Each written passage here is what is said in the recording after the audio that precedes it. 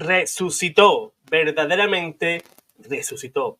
Hoy celebramos la resurrección de nuestro Señor en este domingo de resurrección, la fiesta grande dentro del cristianismo. Celebramos que Cristo venció a la muerte y venció al diablo en esa obra de redención en la cruz. Hoy la iglesia se encuentra gozosa porque el Maestro, nuestro Señor, el fundador de la iglesia, aquel por el cual vivimos tú y yo, el cual tú y yo tenemos puesta la fe, en el cual el día aquel, pues tú y yo resucitaremos juntos con Él, porque si hemos muertos con Él en el bautismo, también resucitaremos con Él mediante este. Y en la otra vida, pues nos espera, ¿verdad? Nuestro Señor con los brazos abiertos. Hoy el Cordero Inmaculado, ese Cordero que fue inmolado en la cruz, pues hoy resucita glorioso. Pues eso es lo que celebramos hoy los católicos, ¿verdad? Que Cristo resucitó y venció a la muerte, que era el último enemigo que nuestro Señor debía de vencer. Pues bien, hoy os quiero mostrar cómo una beata, Ana Catalina Emmerich, pues cómo ella, a través de sus visiones, pues vio cómo ocurrió esa resurrección del Señor. Esas visiones preciosas de Ana Catalina Emmerich es lo que vamos a ver. Esto no quiere decir que esto vaya a completar lo que dice el Evangelio, ni va a suprimir lo que dice el Evangelio. Esa es una revelación privada, ¿verdad? Y como siempre decimos, y como la Iglesia enseña, podemos creer en esto o no podemos, ¿verdad? Pero quiero que conozcamos esas visiones preciosas y llenas de alegría, ¿verdad?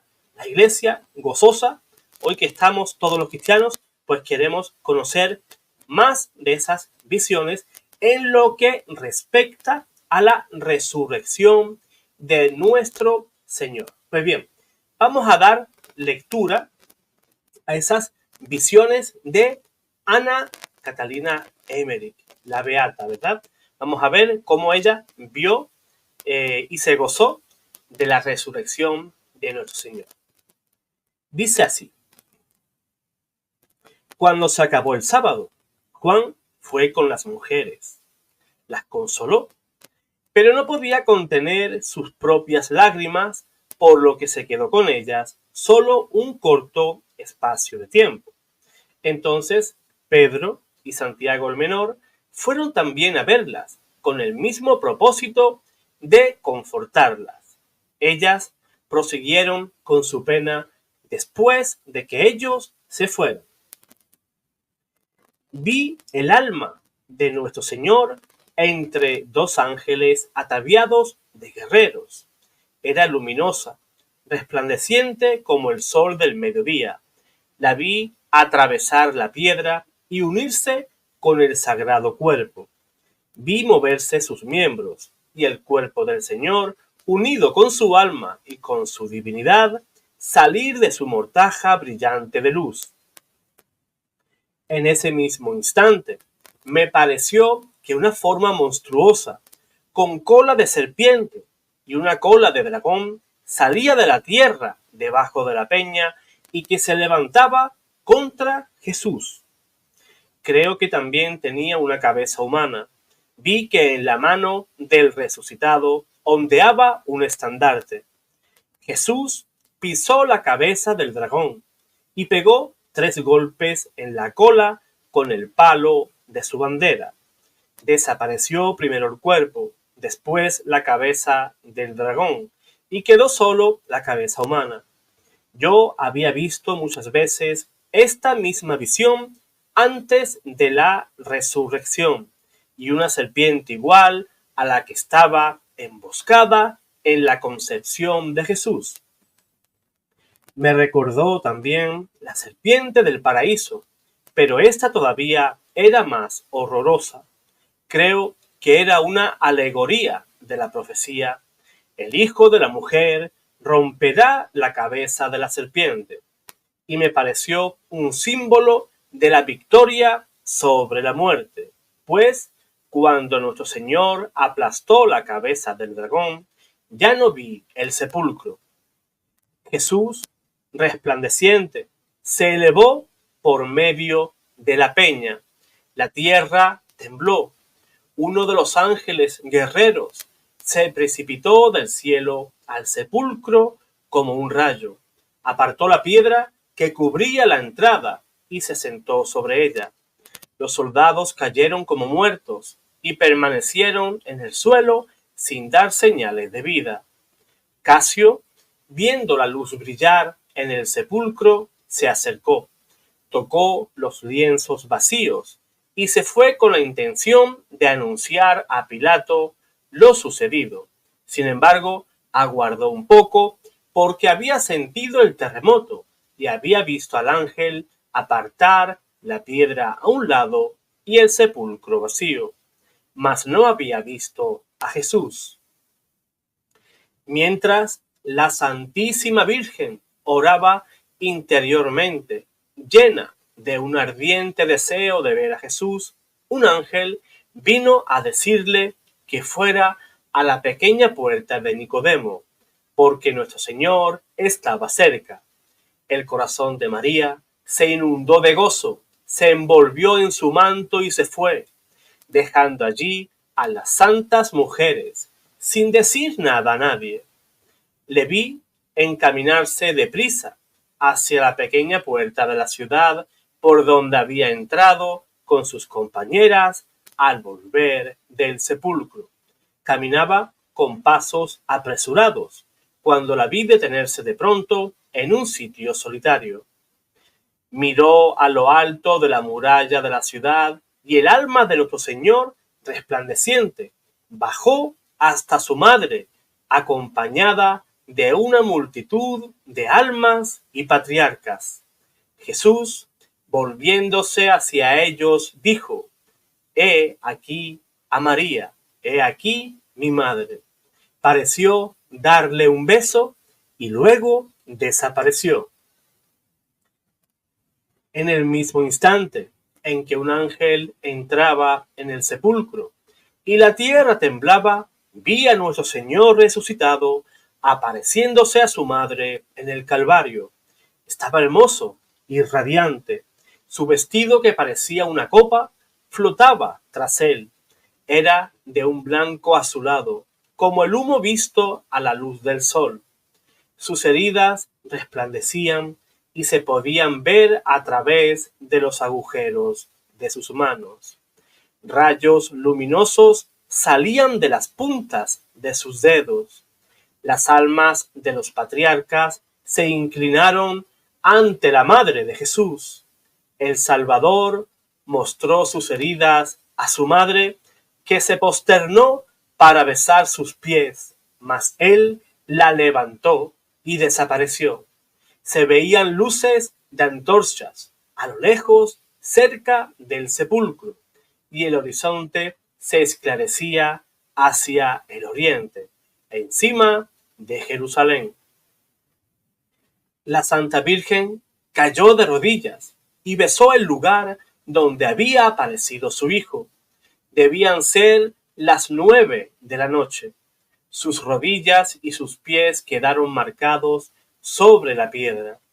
La visión que había tenido la había llenado de un gozo indecible y regresó confortada junto a las santas mujeres, a quienes halló ocupadas en preparar ungüentos y perfumes.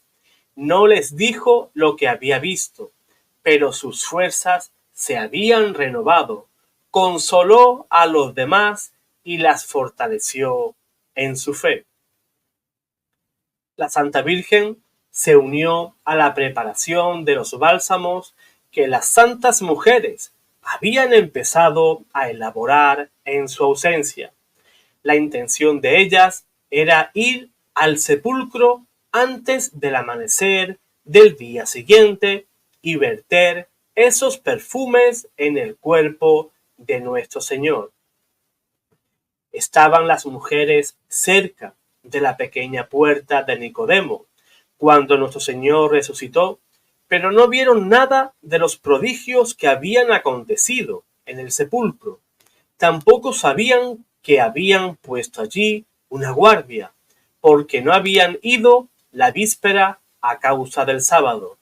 Mientras se acercaban, se preguntaban entre sí con inquietud: ¿quién nos apartará la piedra de la entrada?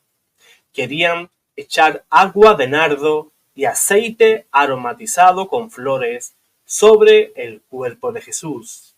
Querían ofrecer a nuestro Señor lo más precioso que pudieran encontrar para honrar su sepultura. La que había llevado más cosas era Salomé. No era la madre de Juan, sino una mujer rica de Jerusalén, pariente de San José. Decidieron que cuando llegaran dejarían sus perfumes sobre la piedra y esperarían que alguien pasara para apartarla. Los guardias seguían tendidos en el suelo y las fuertes convulsiones que los sacudían demostraban cuán grande había sido su terror. La piedra estaba corrida hacia la derecha de la entrada, de modo que se podía penetrar en el sepulcro sin dificultad. Los lienzos que habían servido para envolver a Jesús estaban sobre el sepulcro. La gran sábana estaba en su sitio, pero sin su cuerpo. Las vendas habían quedado sobre el borde anterior del sepulcro. Las telas con que María Santísima había envuelto la cabeza de su hijo estaban en donde había reposado ésta. Vi a las santas mujeres acercarse al jardín, pero cuando vieron las luces y los soldados tendidos alrededor del sepulcro, tuvieron miedo y se alejaron un poco. Pero Magdalena, sin pensar en el peligro, entró precipitadamente en el huerto y Salomé la siguió a cierta distancia. Otros dos, menos osadas, se quedaron en la puerta. Magdalena, al acercarse a los guardias, se sintió sobrecogida y esperó a Salomé. Las dos juntas pasaron entre los soldados caídos en el suelo y entraron en la gruta del sepulcro. Vieron la puerta apartada de la entrada y cuando, llenas de emoción, penetraron en el sepulcro, encontraron los lienzos vacíos. El sepulcro resplandecía y un ángel estaba sentado a la derecha sobre la piedra. No sé si Magdalena oyó las palabras del ángel, mas salió perturbada del jardín y corrió rápidamente a la ciudad donde se hallaban reunidos los discípulos.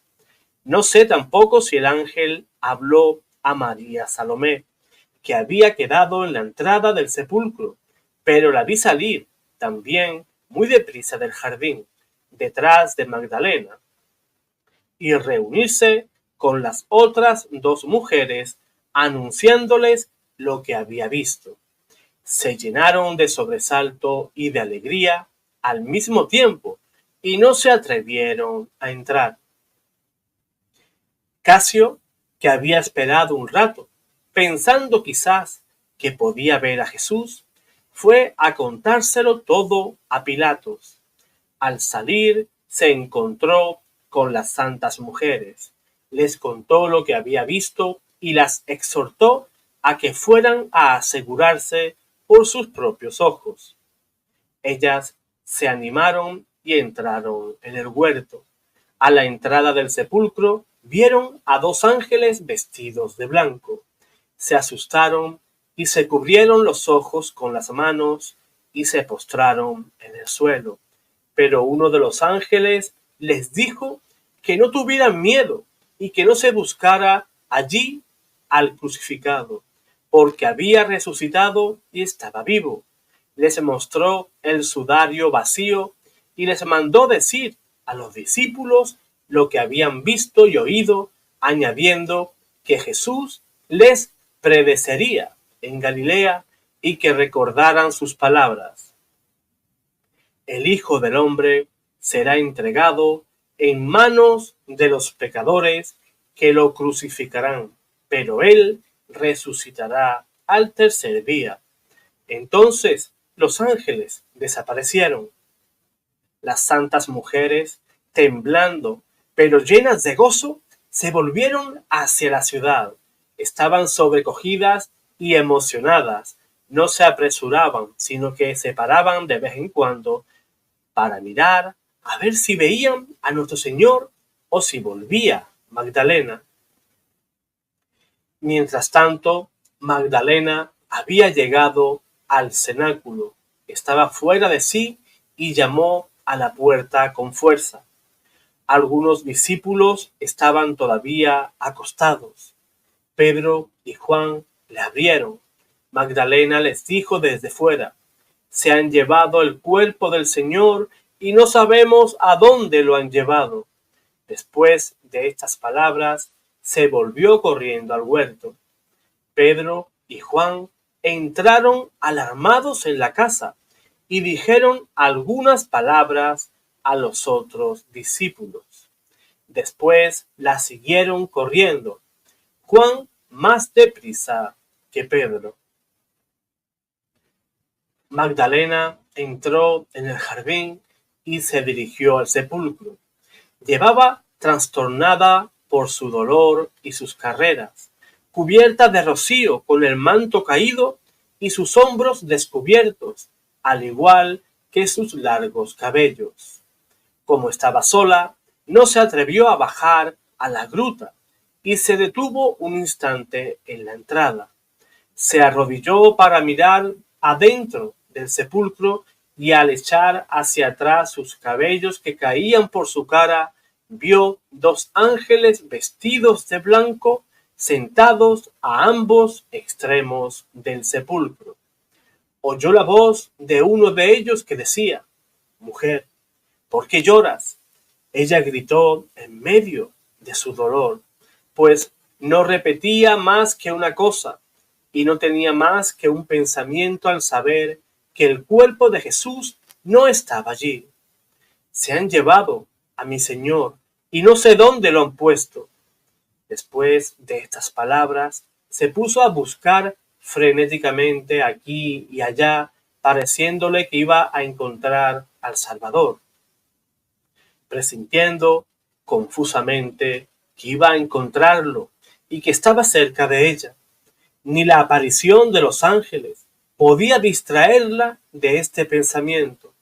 Parecía que no se diera cuenta de que eran ángeles y no podía pensar más que en su maestro. Jesús no está ahí. ¿Dónde está Jesús?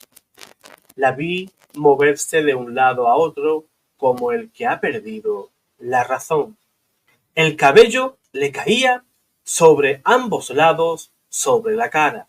Se lo recogió con las manos, echándoselo hacia atrás, y entonces, a 10 pasos del sepulcro, en el oriente, donde el jardín sube hacia la ciudad, vio aparecer una figura vestida de blanco entre los arbustos a la luz del sepulcro, y corriendo hacia él oyó que le dirigía estas palabras: «Mujer, ¿por qué lloras?». Creyó que era el hortelano, porque llevaba una azada en la mano y sobre la cabeza un sombrero ancho, que parecía hecho de corteza de árbol. Yo había visto bajo esta forma al jardinero en la parábola de Jesús que contara en Betania a las santas mujeres poco antes de su pasión. No resplandecía, sino que era como un simple hombre vestido de blanco a la luz del crepúsculo. Él le preguntó de nuevo: «¿Por qué lloras?». Entonces ella, en medio de sus lágrimas, respondió: «Porque se han llevado a mi Señor y no sé a dónde. Si lo has visto, dime dónde está y yo iré a por él». y volvió a dirigir la vista frenéticamente a su alrededor. Entonces Jesús le dijo con su voz de siempre: Magdalena. Ella reconoció su voz y, olvidando crucifixión, muerte y sepultura, como si siguiera vivo, dijo, volviéndose repentinamente hacia él: Rabí, postrándose de rodillas ante él, con sus brazos extendidos hacia los pies del resucitado. Pero él la detuvo, diciéndole: No me toques, pues aún no he subido hacia mi Padre. Ve a decirles a mis hermanos que subo hacia mi Padre y vuestro Padre, hacia mi Dios y vuestro Dios. Y desapareció. Jesús le dijo que no le tocara a causa de la impetuosidad de ella, que pensaba que él vivía la misma vida de antes. En cuanto a las palabras de aún no he subido a mi Padre, quería expresar que aún no había dado las gracias al Padre por la obra de la redención, a quien pertenecen las primicias de la alegría. Pero ella, en el ímpetu de su amor, ni siquiera se daba cuenta de las cosas grandes que habían pasado. Lo único que quería era poder besar sus pies como antes. Después, en un momento de perturbación, Magdalena corrió al sepulcro, donde seguían los ángeles, que le repitieron las mismas palabras que había dicho a las otras mujeres, que no buscaran allí al crucificado, porque había resucitado como había predicho. Segura entonces del milagro, salió a buscar a las santas mujeres, encontrándolas en el camino que conduce al Gólgota. Toda esta escena no duró más de 3 minutos.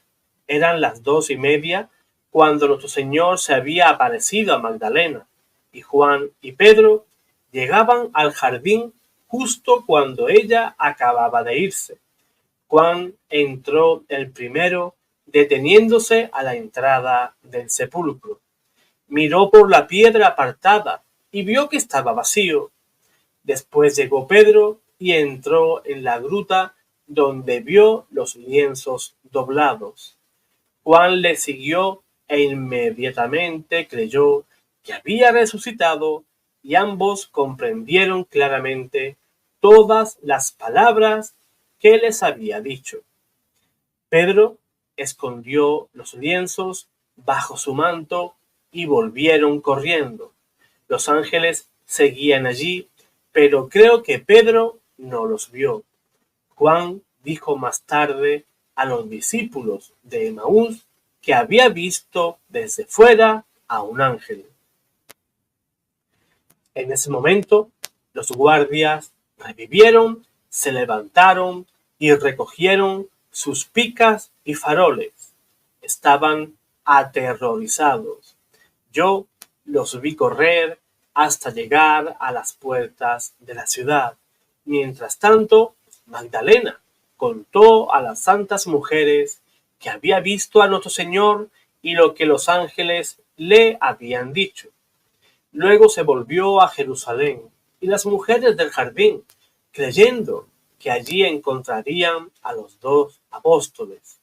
Cuando ya estaban cerca, Jesús se les apareció vestido de blanco y les dijo: Yo os saludo. Ellas se echaron a sus pies anonadadas. Él les dijo algunas palabras y parecía indicarles algo con la mano. Luego desapareció. Entonces las santas mujeres corrieron al cenáculo y contaron a los discípulos que quedaran allí lo que habían visto. Ellos no querían creerlas, ni a ellas ni a Magdalena, calificando todo lo que les decían de sueños de mujeres, hasta que volvieron Pedro y Juan. Al regresar estos, se habían encontrado también con Tadeo y Santiago el menor, ya que los habían seguido y estaban muy conmovidos, ya que nuestro Señor se les había aparecido a ellos también cerca del cenáculo. Yo había visto a Jesús pasar delante de Pedro y de Juan, y me pareció que Pedro lo vio porque lo vi sobrecogerse súbitamente. No sé si Juan lo reconoció. Casio fue a ver a Pilato 1 hora tras la resurrección, cuando aún el gobernador romano estaba durmiendo. Le contó emocionado cuánto había visto en el huerto y le relató sobre el temblor de la peña y cómo un ángel había apartado la piedra del sepulcro y que los lienzos quedaban vacíos.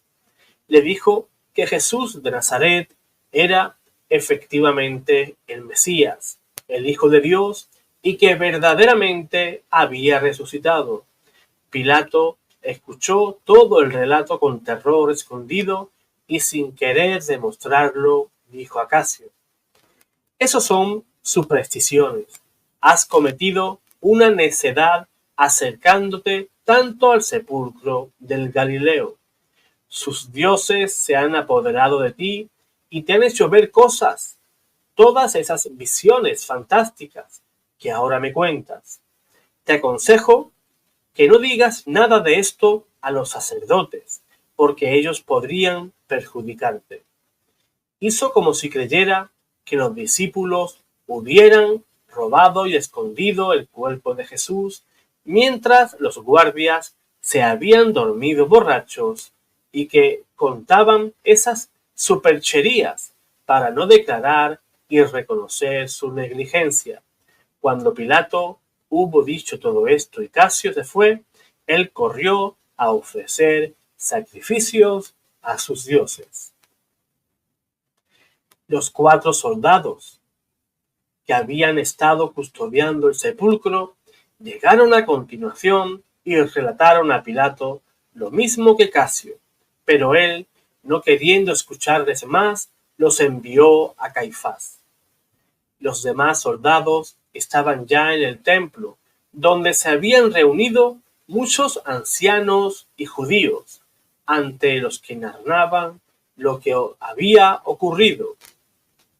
Los demás soldados estaban ya en el templo, donde se habían reunido muchos ancianos judíos, ante los que narraban lo que había ocurrido en el huerto del sepulcro. Después de las deliberaciones, los ancianos cogieron a los soldados uno a uno y a fuerza de dinero o amenazas los fueron convenciendo para que contaran que los discípulos se habían llevado el cuerpo de Jesús mientras ellos dormían.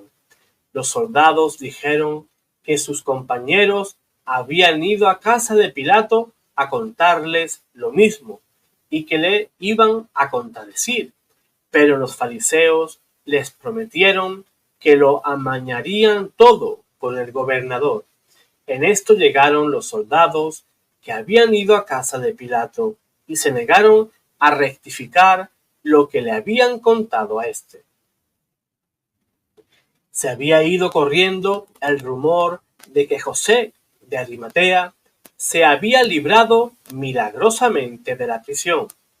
Así que cuando los soldados fueron acusados por los fariseos de haberse dejado sobornar por los discípulos de Cristo para llevarse el cuerpo y amenazados con fuertes castigos por no presentar el cadáver de Jesús, los soldados dijeron que como era que no castigaran también a los que no habían podido custodiar y presentar el de José. Algunos que se mantuvieron firmes en lo que habían dicho y hablaron libremente del juicio inicuo que la antevíspera y del modo en que se había interrumpido la Pascua, fueron enviados a la cárcel. Los demás difundieron el embuste que fue extendido por los saduceos, herodianos y fariseos esparciéndolo por todas las sinagogas y acompañándolo de injurias contra Jesús. Sin embargo, todas esas calumnias no consiguieron lo que pretendían, porque tras la resurrección de Jesús, muchos de los judíos de la ley antigua se aparecieron a muchos de sus descendientes que eran capaces de recibir la gracia, exhortándolos a que se convirtiesen. Muchos discípulos dispersados por el país y atemorizados vieron también apariciones semejantes que los consolaron y afirmaron en la fe. La aparición de los muertos que salieron de sus sepulcros no tenían el aspecto de Jesús resucitado, renovado y con su cuerpo glorificado, no sujeto a la muerte, con el que subió al cielo ante sus discípulos, sino que esos cuerpos que habían salido del sepulcro para dar testimonio de Cristo eran simples cadáveres, prestados como vestiduras a las almas que los habían habitado, para luego volver a dejarlos nuevamente en la tierra, hasta que resuciten como final de las visiones de la pasión, muerte y resurrección de Jesús. El domingo siguiente, si mal no recuerdo, vi a los judíos lavar y purificar el templo ofreciendo sacrificios expiatorios, escondiendo las señales del terremoto con tablas y alfombras, y continuaron las celebraciones de la Pascua que se habían interrumpido. Dijeron que no se habían podido terminar aquel mismo día por la presencia de impuros al templo, y aplicaron, no sé de qué modo, una visión de Ezequiel sobre la resurrección de los muertos. Amenazaron con graves castigos a los que murmuraran o hablaran. Sin embargo, no calmaron sino a la parte del pueblo más ignorante e inmoral. Los mejores se convirtieron primero en secreto y después en Pentecostés abiertamente. El sumo sacerdote y sus acólitos perdieron una gran parte de su osadía al ver que la doctrina de Jesús se propagaba tan rápidamente.